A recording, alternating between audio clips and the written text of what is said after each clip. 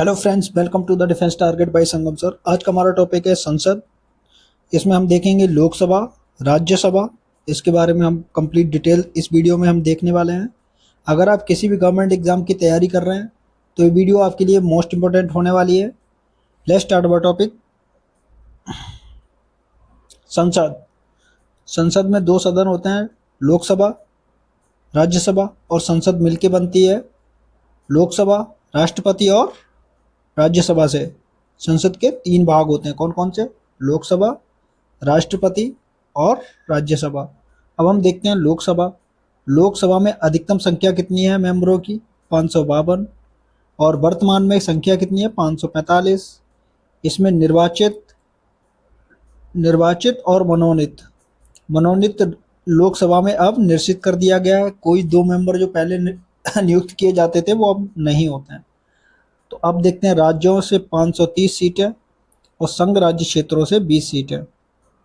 इसलिए अब लोकसभा में कितनी सीटें हैं? 550।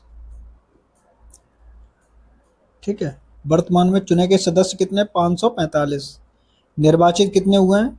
524 राज्यों से और 19 संघ राज्य क्षेत्रों से। तो ये तो रहा लोकसभा का, हमने देख लिया। अब हम देखते हैं राज्यसभा का। राज्यसभा में अधिकतम सीटों की संख्या है 250, जिसमें मनोनीत सदस्य कितने हैं? 12 और निर्वाचित सदस्य हैं 238। वर्तमान में राज्यसभा में 245 सदस्य हैं और मनोनीत इसमें 12 सदस्य हैं, निर्वाचित 233। राज्यों से चुने गए सदस्य हैं 225 और संघ राज्य क्षेत्रों से चुने गए सदस्यों की संख्या है 8। अब हम कुछ क्वेश्चन देखते हैं राज्यसभा और लोकसभा से आए हुए। पहला क्वेश्चन है, संसद का विशद वर्णन किन अनुच्छेदों के तहत है? तो अनुच्छेद 79 से 122 तक, अनुच्छेद 79 से 122 तक।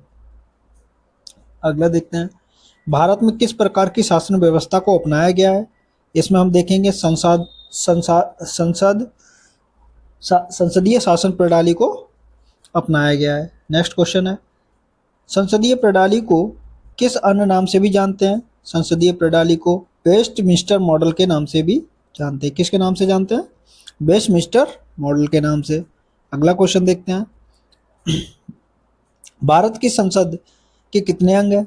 भारत की संसद के 3 अंग हैं, राष्ट्रपति, राज्यसभा और लोकसभा। कौन से 3 अंग हैं? राष्ट्रपति, राज्यसभा और लोकसभा। अब देखते हैं, संसद का उल्लेख किस अनुच्छेद में है? अनुच्छेद 79 में है।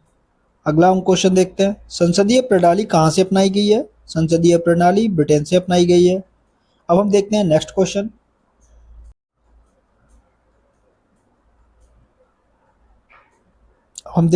क्वेश्चन, संसदीय विशेषाधिकार अनुच्छेद 105। इसको हम डिटेल में देखते हैं, इसमें क्या लिखा गया है।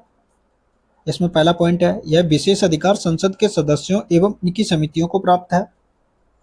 दूसरा, संसदीय अधिकार महान्यायवादी एवं केंद्रीय मंत्री को भी प्राप्त है। अगला पॉइंट है, यह अधिकार संसद के दोनों सदनों के सदस्यों को व्यक्तिगत व सामूहिक रूप से प्राप्त है। अगला पॉइंट है, संसद के अधिवेशन के दौरान या अधिवेशन के 40 दिन पूर्व अथवा बाद में किसी भी सिविल मामले में गिरफ्तारी नहीं की जा सकती है। अगला पॉइंट देखते हैं, किसी संसद सदस्य को संसद के अधिवेशन के दौरान अध्यक्ष या सभापति की अनुमति के बिना किसी न्यायालय के समक्ष उपस्थित होने के लिए विवश नहीं किया जा सकता है। यह अनुच्छेद 105 में लिखा गया है। अगला देखते हैं, संसद में बोलने की पूर्ण स्वतंत्रता होती है। अगला पॉइंट है, विशेषाधिकारों का हनन व सदन की अवमानना करने पर दंड देने का अधिकार भी है। ये सब बातें अनुच्छेद 105 में संसदीय विशेषाधिकार में लिखी गई हैं। अब हमारा टॉपिक स्टार्ट होता है राज्यसभा का। इसको हम डिटेल से देखेंगे। राज्यसभा में स्थानों का आवंटन किस अनुसूची में वर्णन है? अनुसूची 4 में वर्णन है। राज्यसभा में स्थानों का आवंटन किस अनुसूची में वर्णन है? यह अनुसूची 4 में है। अगला क्वेश्चन है, राज्यसभा की संरचना का उल्लेख कहाँ किया गया है? अनुच्छेद 80 में किया गया है। राज्यसभा की संरचना का उल्लेख कहाँ किया गया है? अनुच्छेद 80 में किया गया है। अगला क्वेश्चन है, राज्यसभा में अधिकतम कितने सदस्य निर्धारित हैं? राज्यसभा में अधिकतम 250 सदस्य निर्धारित हैं। अगला क्वेश्चन, राज्यसभा संसद का सदन है, उच्च सदन एवं द्वितीय सदन है। कौन सा सदन है ये? उच्च सदन। राज्यसभा को हम उच्च सदन कहते हैं। अब राज्यसभा की कुछ महत्वपूर्ण बातें हैं, उसको देख लेते हैं। भारत के उपसभापति का निर्वाचन किस प्रकार होता है?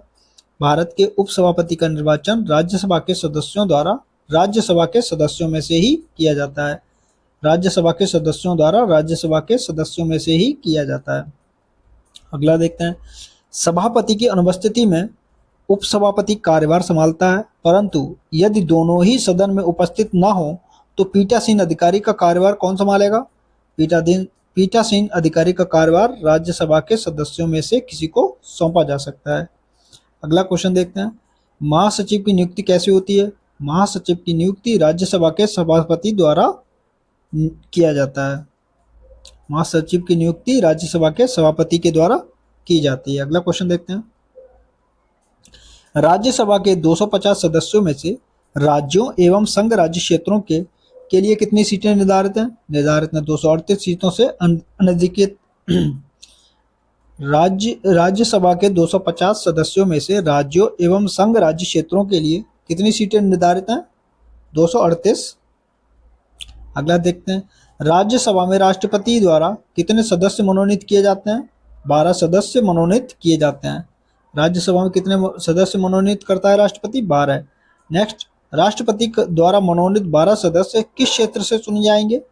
ये क्षेत्र होंगे कला, साहित्य, विज्ञान और समाज सेवा। ये 4 क्षेत्रों से हम 12 सदस्य को राष्ट्रपति चुनते हैं राज्यसभा के लिए। अगला क्वेश्चन देखते हैं, वर्तमान में राज्यसभा में कितने सदस्य हैं? 245 सदस्य हैं। अगला देख लेते हैं, राज्यसभा में संघ राज्य क्षेत्रों के लिए कितनी सीटें आरक्षित हैं? 8 सीटें हैं। राज्यसभा में संघ राज्य क्षेत्रों के लिए 8 सीटें हैं, जिसमें दिल्ली की 3 सीटें, पांडिचेरी की 1 और जम्मू कश्मीर की 4 सीटें हैं। दिल्ली की 3, पांडिचेरी की 1 और जम्मू कश्मीर की 4 सीटें आरक्षित हैं। अगला क्वेश्चन देखते हैं, राज्यसभा में किन संघ राज्य क्षेत्रों का प्रतिनिधित्व प्राप्त है? राज्यसभा में दिल्ली, पांडिचेरी और जम्मू कश्मीर को प्रतिनिधित्व प्राप्त है। अब देखते हैं अगला क्वेश्चन,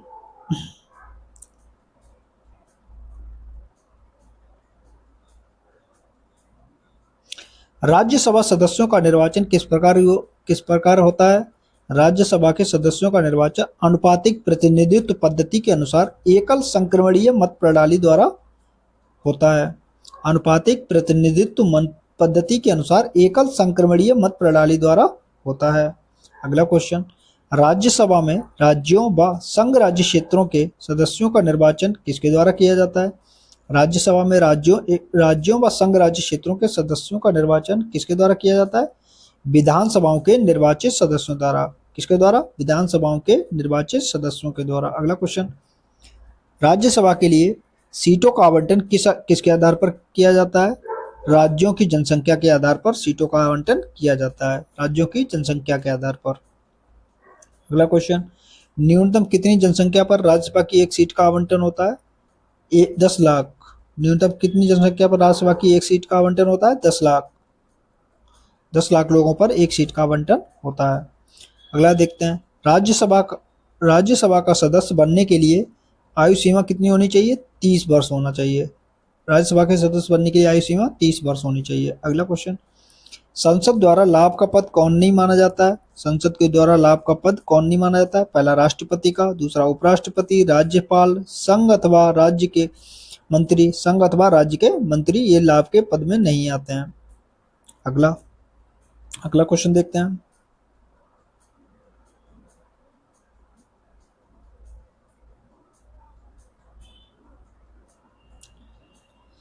संसद सदस्य बनने की निहरताएं क्या है?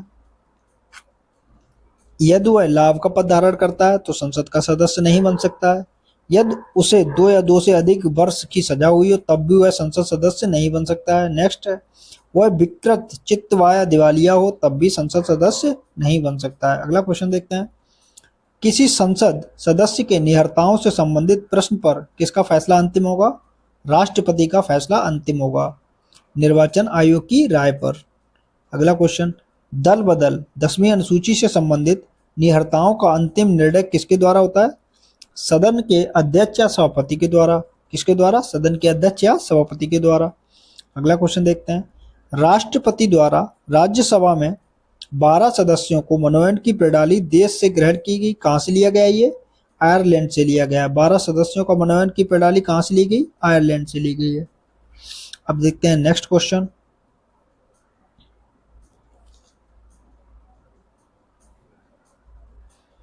नेक्स्ट क्वेश्चन है, राज्यसभा धन विधेयक को कितने दिनों तक रोक सकती है? 14 दिनों तक। राज्यसभा धन विधेयक को कितने दिनों तक रोक सकती है? 14 दिनों तक। अब हम देखते हैं ये वर्तमान में विपक्ष के नेता कौन है? मल्लिकार्जुन खड़गे। राज्यसभा पहली बार कब गठित की गई थी? 3 अप्रैल 1952 को। राज्यसभा की पहली बैठक कब हुई? 13 मई 1952 को। राज्यसभा के पहले सभापति कौन थे? डॉक्टर एस राधाकृष्णन थे।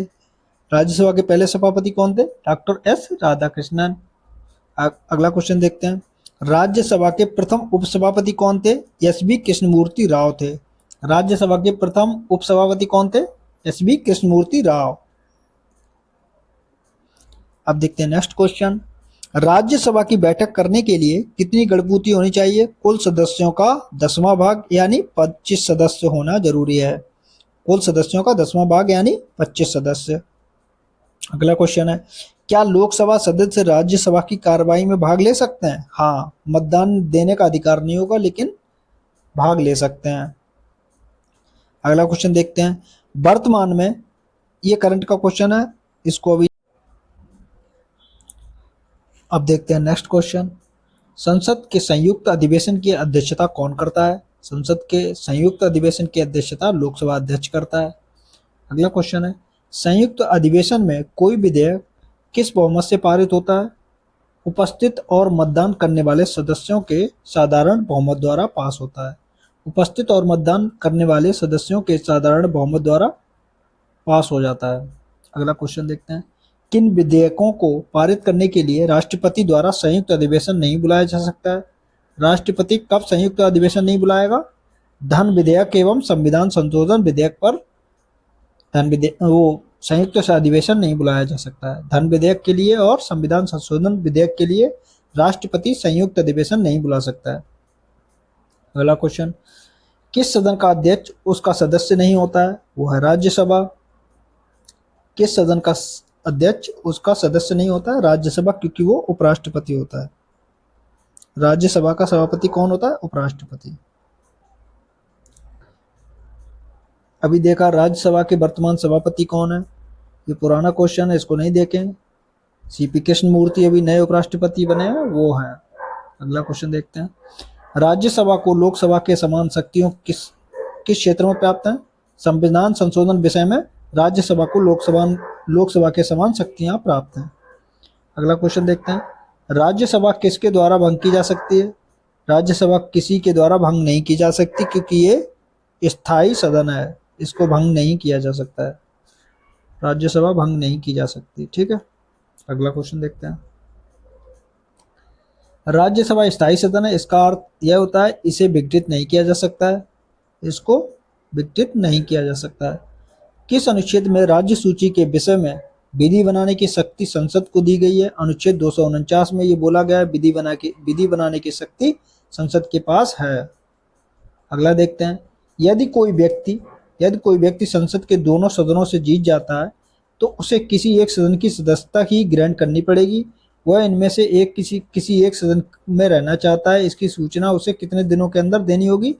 10 दिनों के अंदर उसको बताना होगा। कितने दिनों के अंदर? 10 दिनों के अंदर। संसद की अनुमति के बिना कितने दिनों तक अनुपस्थित रहने पर सदस्यों पर पद रिक्त माना जाएगा? 60 दिनों तक। 60 दिनों तक अगर आप संसद में उपलब्ध नहीं रहे तो आपका पद रिक्त माना जाएगा। संसद के सदस्यों को शपथ ग्रहण कौन करवाता है? राष्ट्रपति करवाता है। संसद के सदस्यों को शपथ ग्रहण कौन करवाता है? राष्ट्रपति करवाता है। राज्यसभा कैसा सदन है? स्थायी सदन है, इसको विघटित नहीं किया जा सकता है। राज्यसभा के सदस्य अवकाश ग्रहण करते हैं। यस, 1/3 सदस्य प्रत्येक दूसरे वर्ष की समाप्ति पर अवकाश ग्रहण कर लेते हैं। 1/3 सदस्य प्रत्येक दूसरे वर्ष की समाप्ति पर अवकाश ग्रहण कर लेते हैं। अगला क्वेश्चन देखते हैं।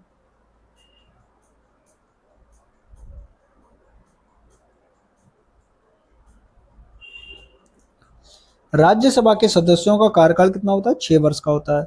राज्यसभा के सदस्यों का कार्यकाल 6 वर्ष का होता है। अगला देखते हैं। राज्यसभा का पदेन सभापति कौन होता है? उपराष्ट्रपति होता है। अभी हमने डिस्कस किया था, राज्यसभा का पदेन सभापति कौन होता है? उपराष्ट्रपति होता है। राज्यसभा के सभापति व उपसभापति दोनों के पद रिक्त होने पर सभापति का कार्यभार कौन संभालेगा? राष्ट्रपति द्वारा नियुक्त एक सदस्य। राष्ट्रपति द्वारा नियुक्त सदस्य ही उस सदन का कार्यभार संभालेगा। राज्यसभा लोकसभा द्वारा पारित साधारण विधेयक को कितने समय तक रोक सकती है? 6 महीने तक। राज्यसभा लोकसभा द्वारा पारित किसी विधेयक को कितने समय तक रोक सकती है? 6 महीने तक राज्यसभा रोक सकती है। अगला देखते हैं। साधारण विधेयक पर दोनों सदनों में मतभेद होने की स्थिति में राष्ट्रपति संयुक्त अधिवेशन किस अनुच्छेद के तहत बुलाता है? अनुच्छेद 108। याद कर लेना इसको। संयुक्त अधिवेशन किस अनुच्छेद में बताया गया है? अनुच्छेद 108 में। किसमें? अनुच्छेद 108 में। अगला क्वेश्चन देखते हैं। संविधान के ऐसे अनुच्छेद कौन से हैं जो राज्यसभा को विशेष शक्तियां देते हैं? पहला है अनुच्छेद 249 और अनुच्छेद 312। कौन सा? अनुच्छेद 249 और अनुच्छेद 312 जो राज्यसभा को विशेष शक्तियां प्रदान करते हैं। अब देखते हैं नेक्स्ट क्वेश्चन।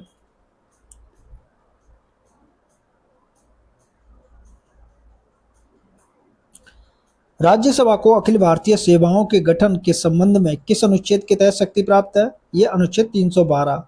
अखिल भारतीय सेवाओं के संबंध में कौन सी शक्ति है? अनुच्छेद 312। अगला देखते हैं। राज्यसभा किस अनुच्छेद के अनुसार किसी विषय को राष्ट्रीय महत्व का घोषित या 2/3 बहुमत से करता है जिससे संसद को कानून बनाने का अधिकार प्राप्त होता है? अनुच्छेद 249। ये दोनों इसको विशेष शक्ति प्रदान करते हैं। अभी हमने डिस्कस किया था। अगला क्वेश्चन है।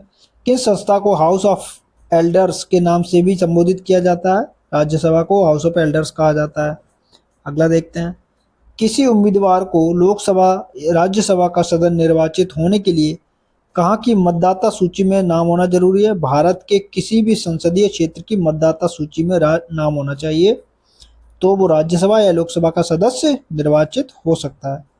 अब देखते हैं राज्यसभा की सीटों की संख्या, राज्य और उनमें कितनी सीटें हैं राज्यसभा की, इसको देखते हैं। पहले नंबर पे आता है उत्तर प्रदेश। उत्तर प्रदेश में राज्यसभा की सीटें 31 हैं। उत्तराखंड में 3 सीटें हैं राज्यसभा की। बिहार में 16 सीटें हैं। पश्चिम बंगाल में 16 सीटें हैं। त्रिपुरा में 1 सीट है। नागालैंड 1 सीट है। मेघालय में 1 सीट है। मणिपुर में 1 सीट है। गोवा में 1 सीट है। Arunachal Pradesh 1 seat. Mizoram 1 seat. Sikkim 1 seat. Andhra Pradesh 11। Gujarat 11। Madhya Pradesh 11 सीटें। मध्य प्रदेश में 11 सीटें। अगला देखते हैं महाराष्ट्र में 19 सीटें हैं। हरियाणा में 5 सीटें हैं। हिमाचल प्रदेश में 3 सीटें हैं और तमिलनाडु में 18 सीटें हैं। तेलंगाना में 7 सीटें। पंजाब में 7 सीटें। राजस्थान में 10 सीटें। असम में 7 सीटें। उड़ीसा में 10 सीटें। कर्नाटक 12 सीटें। केरल 9 सीटें। छत्तीसगढ़ में 5 सीटें और झारखंड में 6 सीटें। अब हम देखते हैं नेक्स्ट क्वेश्चन।